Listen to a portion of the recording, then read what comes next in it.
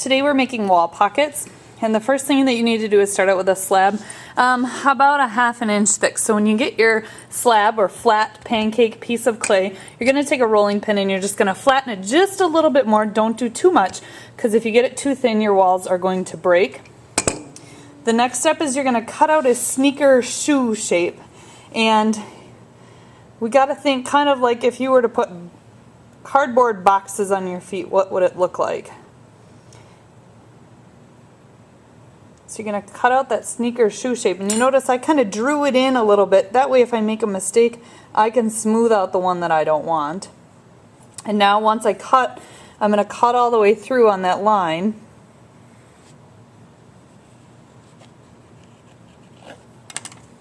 And I'm going to save this for later, and I'm going to leave it in a slab, so don't crumple it up into a ball. And then you're going to slip and score all the way around the outer edge of my sneaker shape.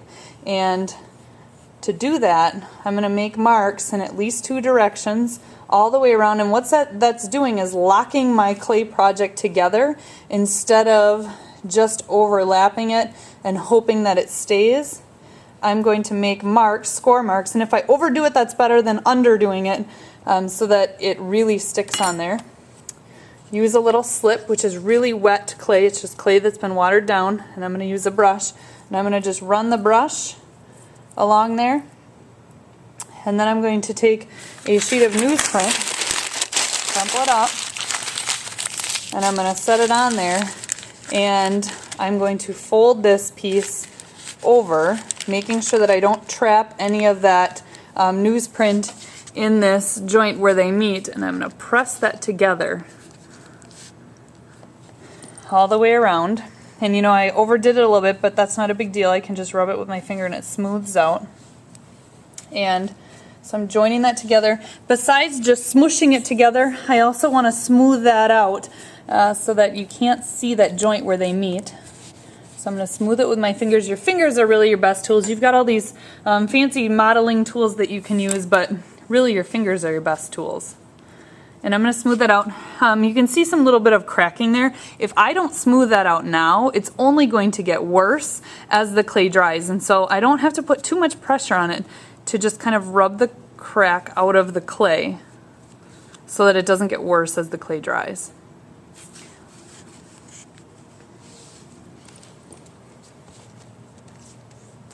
Alright. I'm actually going to leave that newsprint in there. If I can't get it out when I fire the kiln, when I put it in the big oven that cooks our clay projects, it'll just burn out, and you'll be left with a little bit of dust or ash in there, and that's not a big deal. There is extra.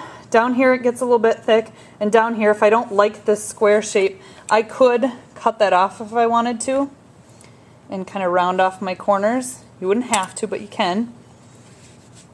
And then this is kind of a weird shape, which you could do a lot with it. It's kind of an interesting shape, but if you want it more rounded at the top, you can also cut that off. And again, save these scraps and just round them out. Smooth it out.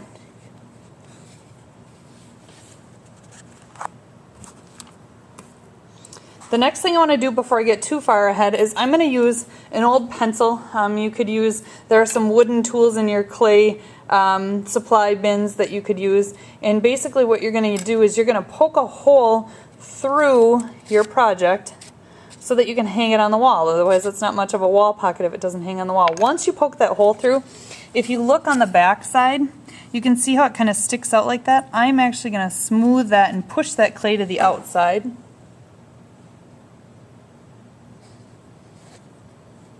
So that the hole goes all the way through and won't get clogged with extra clay.